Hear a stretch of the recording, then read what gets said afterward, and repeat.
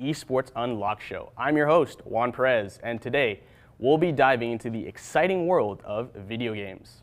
Now, let's turn our attention to the latest gaming headlines, then go over some recent esports news from the scene. First, let's talk about the exciting video games coming up in this month of February. Starting on the 6th, we have the third installment of Team Ninja's Tough as a Rock series, Neo 3. For those who haven't played the Neo series, you essentially play as a warrior and fight through many demon-infested versions of historical Japan. The combat is a lot of fun. You can create a variety of different weapon builds, play with magic, as it's all very similar and difficult to the Bloodborne series. Soulsborne. Then on February 13th, we have Reanimal, the two-player co-op horror game from Tarsier Studios, who made the infamous Little Nightmare series. While the gameplay trailer seems to share similarities to the Little Nightmare games, Reanimal looks to be something far darker and creepier, and takes place in a completely distinct universe from its predecessor. Like I said earlier, it's a co-op game, and it releases on the day before Valentine's Day. So, maybe you and your significant other can spend a lovely Valentine's Day playing through the Reanimation horror? Question mark, maybe? Who am I kidding? Gamers are single forever, ha ha ha. To the end of the month of February, we have a bang. On the 27th, we have Resident Evil Requiem releasing. The Resident Evil series is widely regarded as one of the most iconic horror game franchises of all time. After a 5-year wait since the release of Resident Evil Village in 2021, Requiem serves to arrive as a 9th mainland entry in the series. Based on trailers and early gameplay footage, fans can expect a return to the intense, dread-filled horror game of Resident Evil 7 and 8, while blending in the fan-favorite action mechanics made popular by Resident Evil 4. Oh, and if you're a super fan of the series, you'll be stoked to hear that Requiem will take you back to the place where it all started, Raccoon City. Did I forget to mention that a franchise favorite character is also coming back as well? In other news, Terraria just got a major free update. To put in perspective how huge this is, the last quality of life update was almost 4 years ago. With the new 1.4.5 version, players can now enjoy a fully redesigned crafting interface with search and filter options, and the ability to craft directly from nearby chests, which cut down on inventory juggling. A big deal in a game with thousands of items. But it's not just functional tweaks. There's new content as well. The update adds hundreds of new items, decor, and world customization options. There's also exciting crossover content from the other games like Dead Cells and Palworld, bringing themed gear, companions, and more into the world of Terraria. This update arrives nearly 15 years after the game's debut, proving that Terraria is still evolving and giving both new players and longtime fans fresh reasons to dig, build, and explore. For now, that's all the news I have today.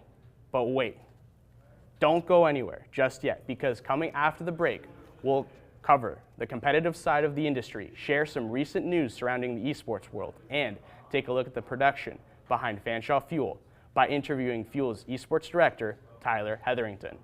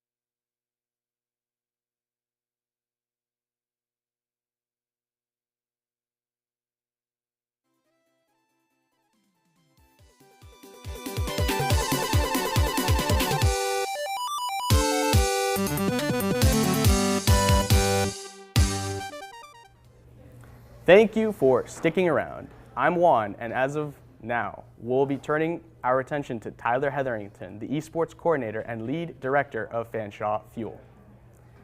Tyler, what can you tell me about the Fuel Esports, and its involvement in the Fanshawe community? Sure. Fuel Esports is a student service put together by the Fanshawe Student Union. It's really a program that connects students together from, no matter what type of interest you have in gaming, whether it's super casual and you just want to have fun with a couple friends or meet online, or the super competitive players who want to play high-level competition against the best teams in North America. So we pretty much do it all. We do events. We do whether you just want to come and do a casual game and de-stress a little bit, to the high-level, super competitive side of things. So, and everything in between. Awesome. So I guess that kind of opens up the floodgates to, where did you actually start off in the actual community for Fuel Esports, or where did that kind of seedling come into play? Sure. So before we started the esports program, I was the event coordinator for the student union. So I put on the Frost shows, I put on the comedy shows, I hosted everything. And because I don't like free time and not doing things, I proposed Fuel, which stood for Fanshawe Ultimate Esports League at the time. So every Monday night we did LANs, and we ran standings all year, and we had some big tournaments. And it just grew to a point where we were setting up in Fanshawe Hall for Super Smash Bros. Or FIFA, or any game really, and we were doing little tournaments every Monday night. And it just blew up to what we have now, when we have more than 25 competitive teams. We have an esports arena on campus, the Fuel Station in J2018. We have online events, thousands and thousands of people involved in our community. So it grew up to the point where I was the events person, proposed this Fuel idea with a funny acronym, and then it just blew to a point where it became the full-time career for me, full-time focus, because I was basically doing two full-time jobs at the same time.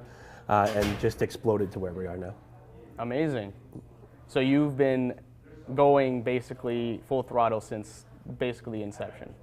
Yeah. So it was birthed in an office not far from the four-wall hall there. The idea, and build it together. I had a big pitch deck and everything for it, and then we started small, and then the end goal is kind of where we are going to be soon in the near future. I would say we're about halfway through the end goal, and then yeah. So I've been at this for a little bit, 6 years, but it's kind of muddy because I was doing the events at the same time when it actually began.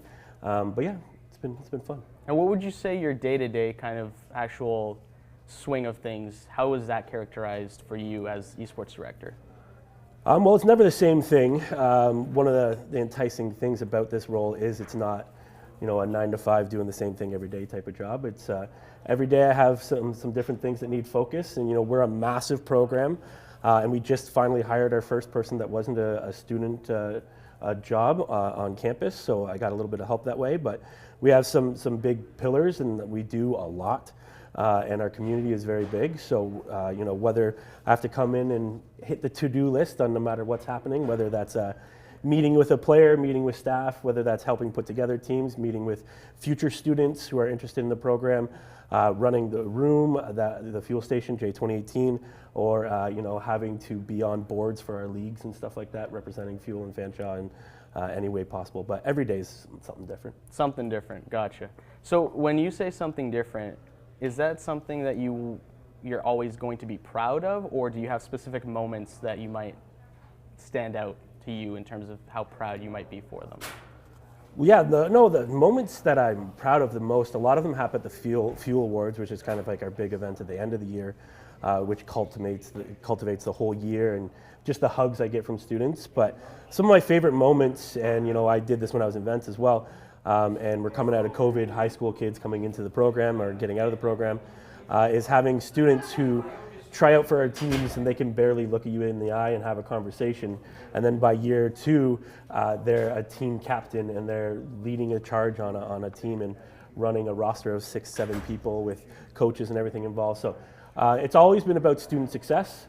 We're a student service, and we help grow some successful humans using esports and using some of the passion that students have as the tool to help people, grow up, if you want to say that. But it's that's my favorite part.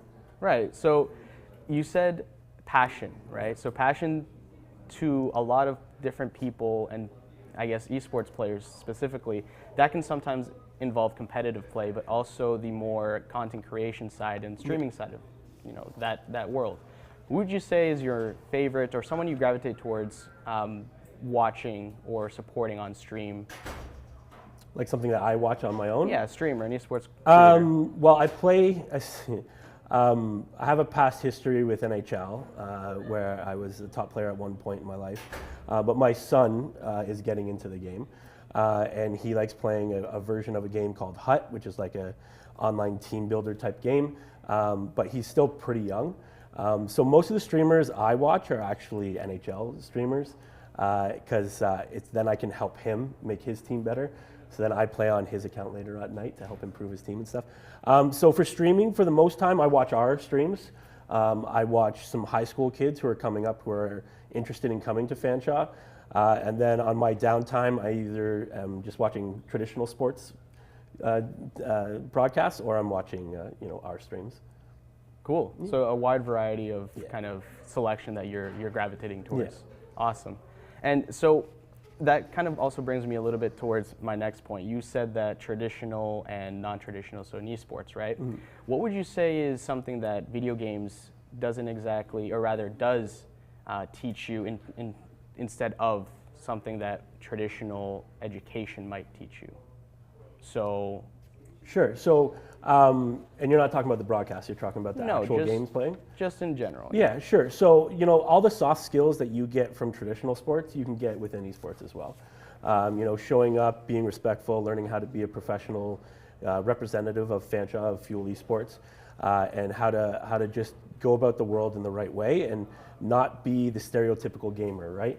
Esports, a lot of people have a stereotype of what a player looks like, what they're sitting at home, but the evolution of what the image of a gamer is very different today, and I think that we do that well here at Fanshawe, and we can do it better in the future as well. But yeah, hope that answers your question. Yeah, I think so. I think so. All right, Tyler. Well, a big thank you to you. Sure. And those phenomenal answers. We really appreciate you being here. And that's going to be the end of the interview. But if you have any last words, go ahead and say. If you're a student, you just want to get involved with some like-minded students on campus, make sure you join our Discord. Our social media is at Fanshawe Fuel. Tune in to stream online on Twitch at Fanshawe Fuel. Might be produced by yours truly over here that's joined me on stage here, and get involved. And it doesn't matter whether you just want to game for fun or be serious. We have a place for you within Fuel Esports. And come on out to our events. We're a pretty cool group to get involved with. So join us at Fanshawe Fuel. Awesome to hear that. And yes, like you mentioned, join us at Fanshawe Fuel. And with that being said, don't go too far because we are going to be back after a quick break. We have an exciting friendly matchup of Rocket League between two guests hosted by professional casters from Fanshawe Fuel. You do not want to miss that action. Stay tuned.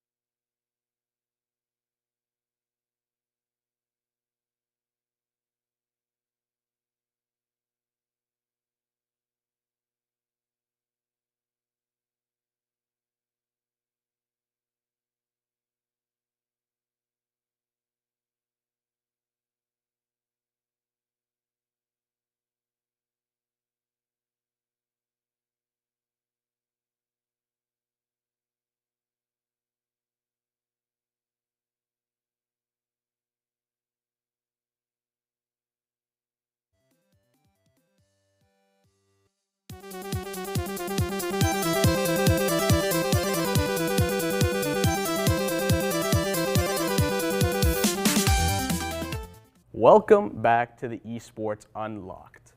Next on our show, we're going to watch an Esports Rocket League broadcast hosted by Dragon and Elson. Take it away, boys.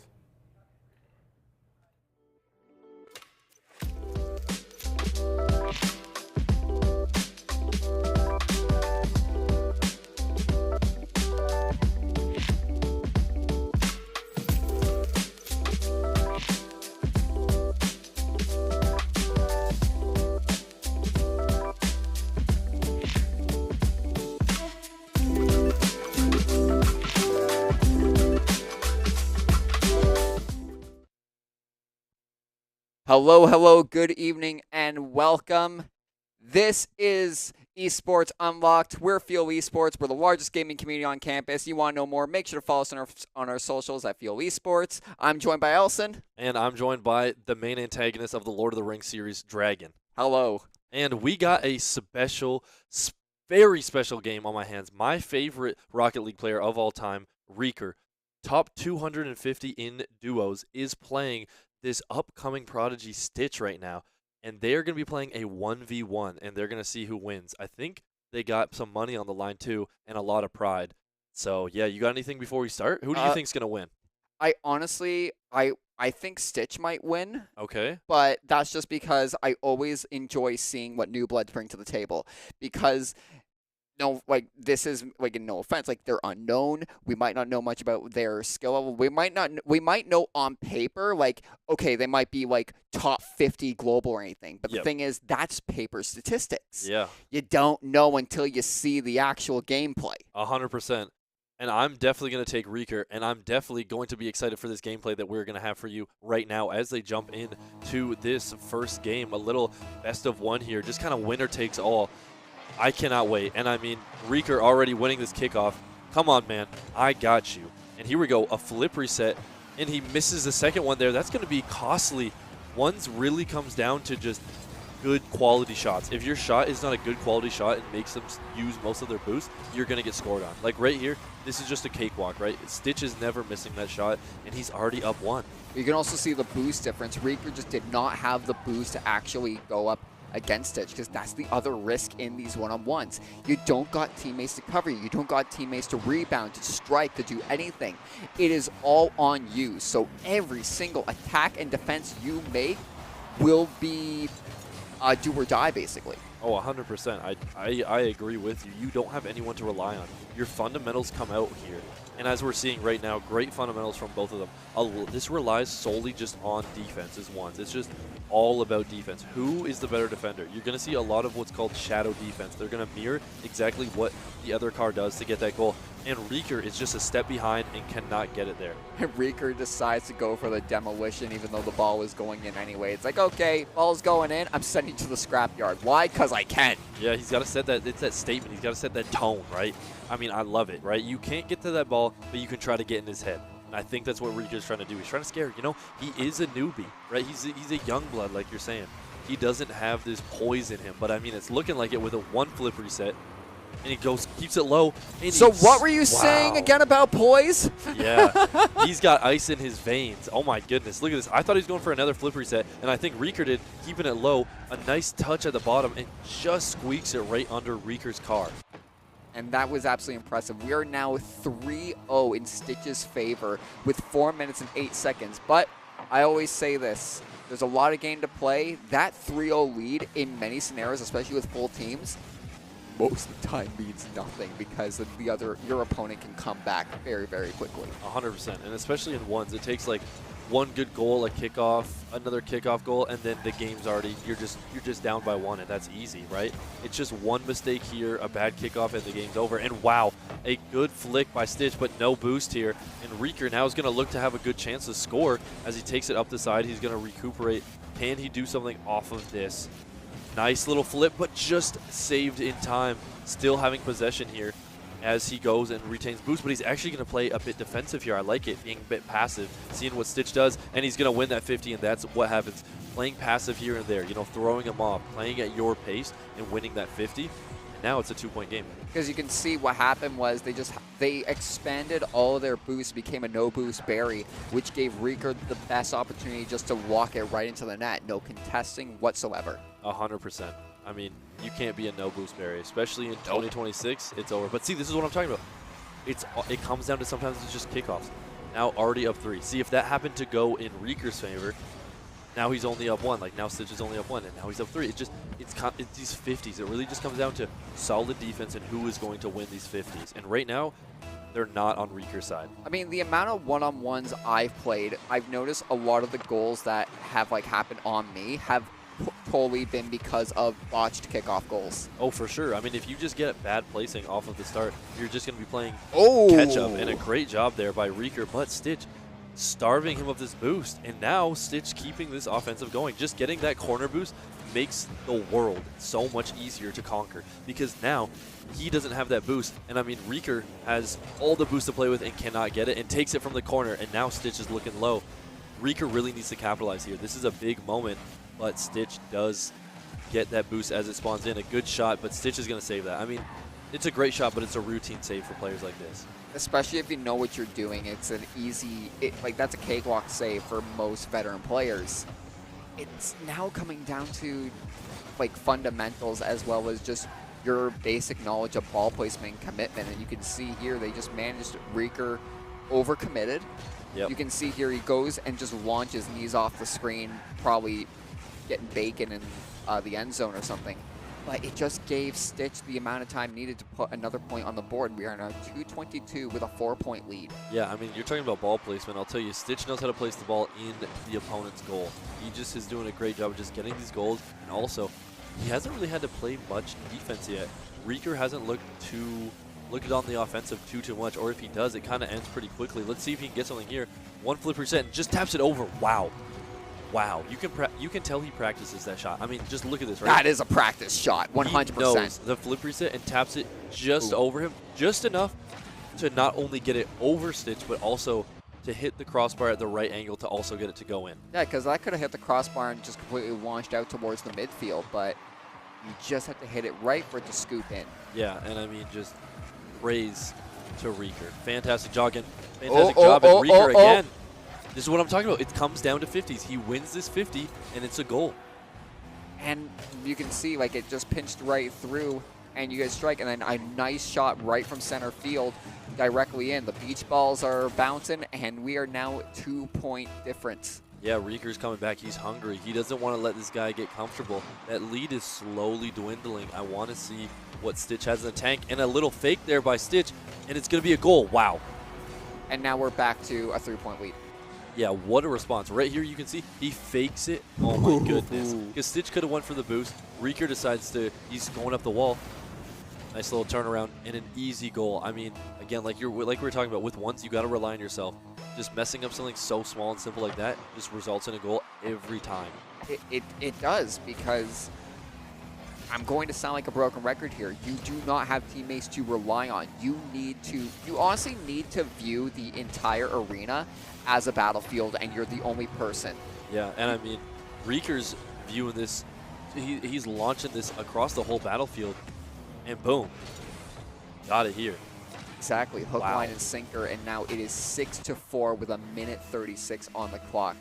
Stitch's comfortable lead is slowly dwindling to where he could potentially be in the hot seat, or we could potentially see an overtime match. It's still up in anyone's game. I would love to see an overtime game between these two.